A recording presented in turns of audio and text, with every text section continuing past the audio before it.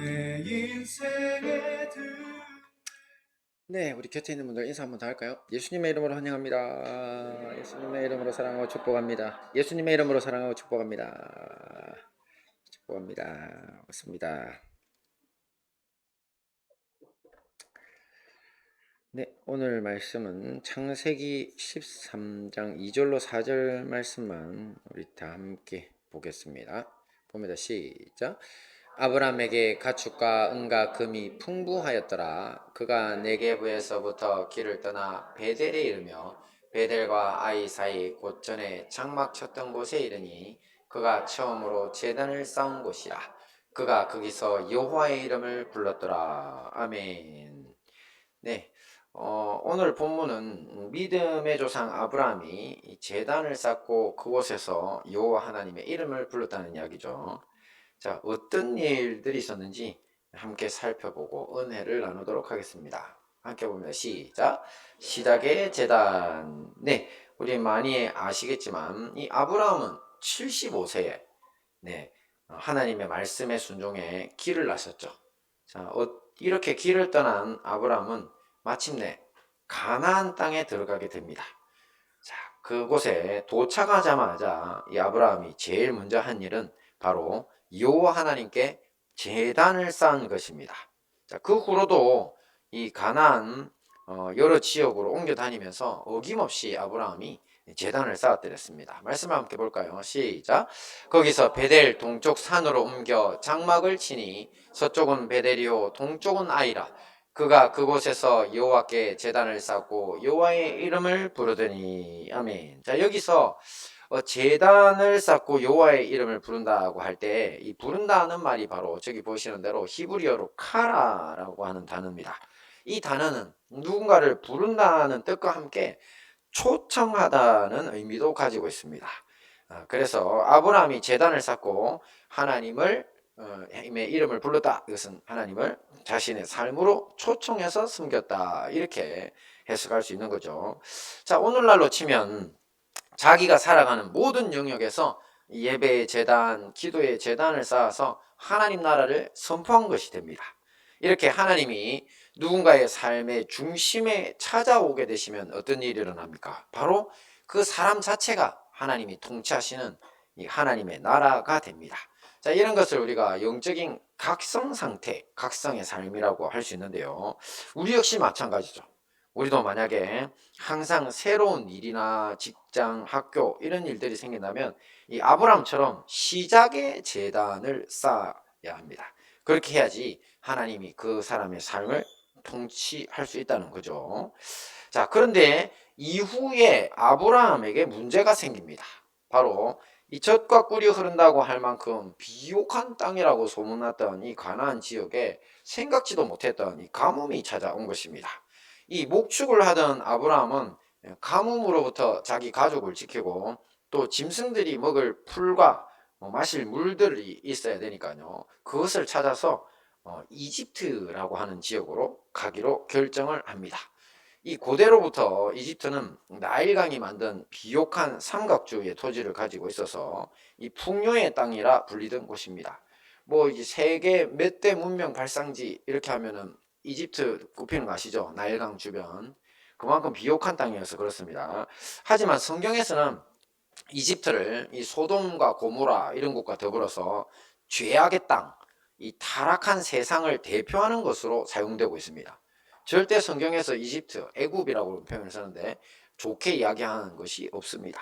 자, 그만큼 기름지고 풍요로운 생활에 취해 부도덕하고 우상숭배가 이 만연한 삶을 살고 있었기 때문이죠. 자, 그러니 아브라함이 이집트로 내려가겠다는 것을 영적으로 보면요.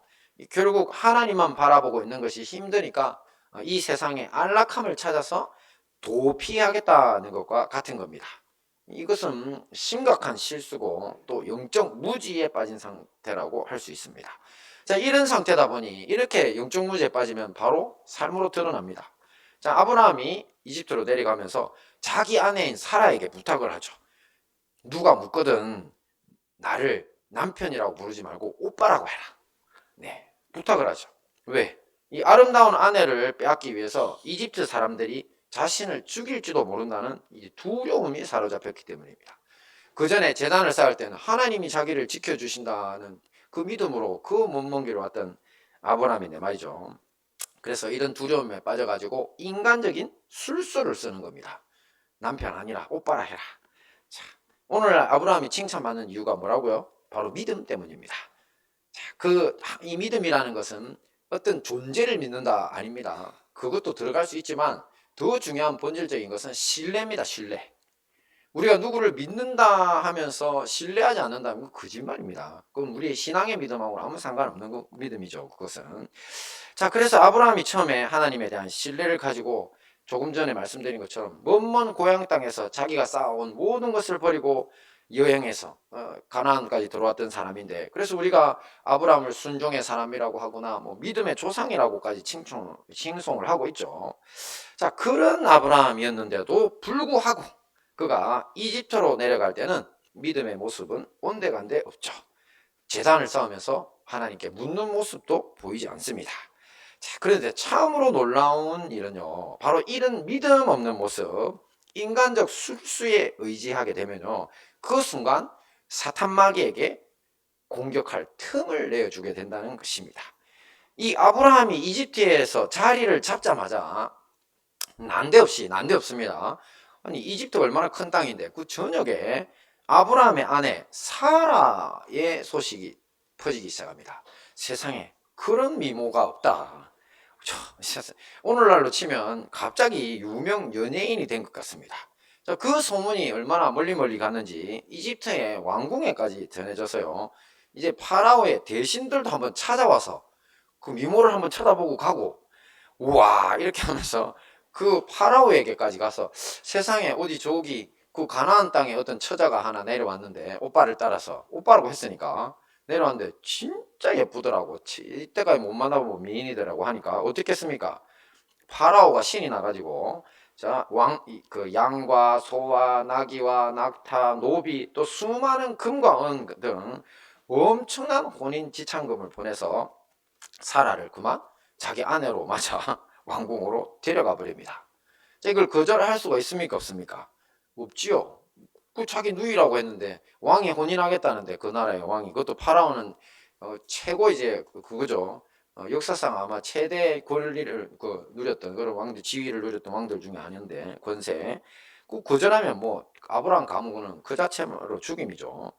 자, 아브라함이 이 사라를 그의 아내 아닌 여동생이라고 하는 바람에 벌어진 일입니다. 자, 아브라함의 원래 의도대로 이집트는 가뭄에서 자기들을 보호해 줬죠. 아브라함 역시 아내 때문에 죽임 당하는 일은 없었습니다. 그죠? 하지만 이제 사라는 더 이상 아브라함의 아내가 아니라 이집트 왕의 여러 아내 중 한 사람이 되어 버렸죠. 이렇게 이 세상은 겉으로는 혹은 당장은 좋아 보여도요, 우리에게 더 많은 것을 요구하는 곳입니다. 왜 그런 줄 아십니까? 그것은 결국 우리를 파멸시키고자 하는 사탄 마귀의 지배 아래 이 세상이 들어있기 때문입니다. 이때 하나님이 직접 해결자로 나서시죠. 사라 때문에 파라오의 집안에 큰 재앙을 내리셨다고 성경에 기록되어 있습니다. 이 재앙이 뭔지 구체적인 건 없는데요, 이 재앙의 원인을 알게 된 파라오는 아주 분노합니다.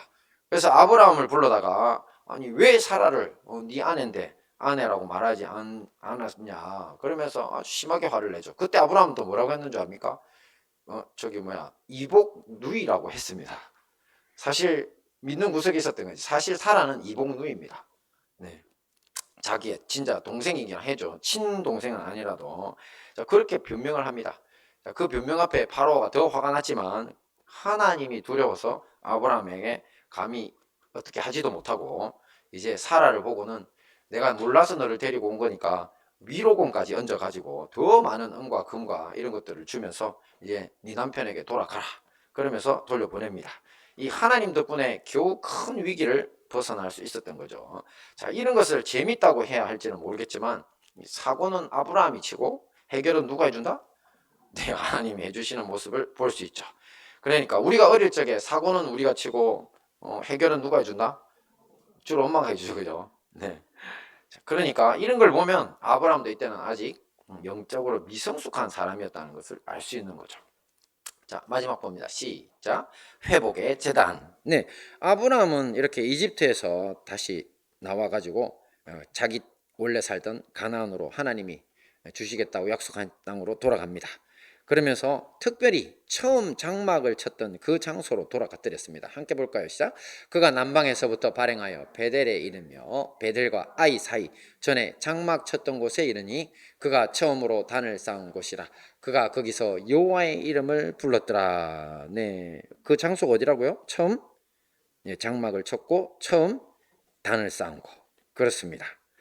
자, 지금 아브라함이 다시 제단 쌓고 여호와 하나님을 다시 자신의 삶으로 초청하는 모습을 보이는 겁니다. 자, 이런 것을 뭐라고 부른다고요? 회복의 제단이라고 하는 겁니다.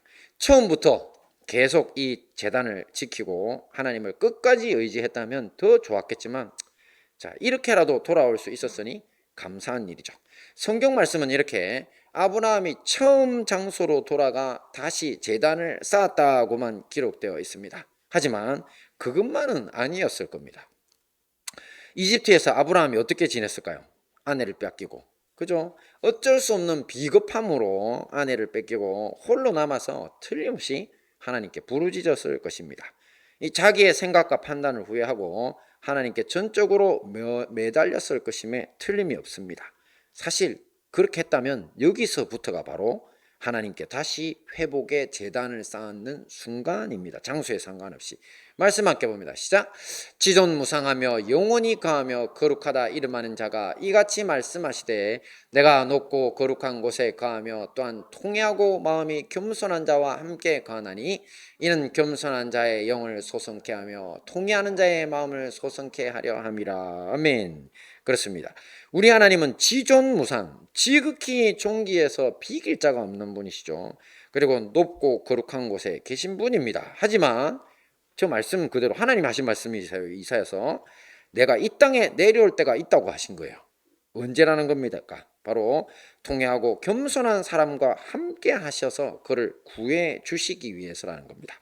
그러니 주께서 부르짖는 아브라함을 위해 직접 나서서 이집트 왕에게서 사라를 다시 찾아주신 것이라는 것입니다.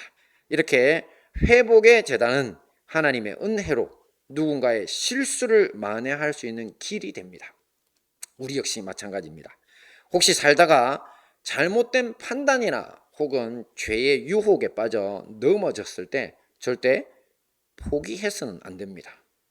오히려 떠나왔던 믿음의 자리로 돌아가서 다시 뭘 해야 된다고요? 회복의 제단을 쌓아 올려야 합니다. 주께서 반드시 아브라함에게 베푸신 은혜처럼 구원해 주실 줄 믿습니다. 말씀을 정리하겠습니다. 이제 새로운 사업이나 직장, 회사나 학교 또는 집이나 땅을 사신 분들이라도 제일 먼저 해야 될 게 뭐라고요? 시작의 제단을 쌓으셔야 됩니다. 그렇게 하시고 하나님을 자신의 사업, 직장, 회사, 학교, 집이나 땅에 초청하셔야 한다는 것입니다. 그런데 만약 예상치 않은 큰 어려움을 만나서 자기도 모르게 아브라함처럼 하나님의 제단을 떠나 이 세상에 의지하고 자기 방식대로 처리하다가 큰 문제를 만나고 낭패를 보게 되면 어떻게 합니까? 누구처럼 자살하러 올라가야 됩니까? 아니죠. 바로 회복의 제단을 쌓고 여호와 하나님께로 돌아가면 됩니다. 자, 이 모든 말씀으로 시작의 제단, 회복의 제단을 쌓아 승리하시는 우리 행복한 다니엘 교회와 경제교회 성도님들 되시기를 축원합니다.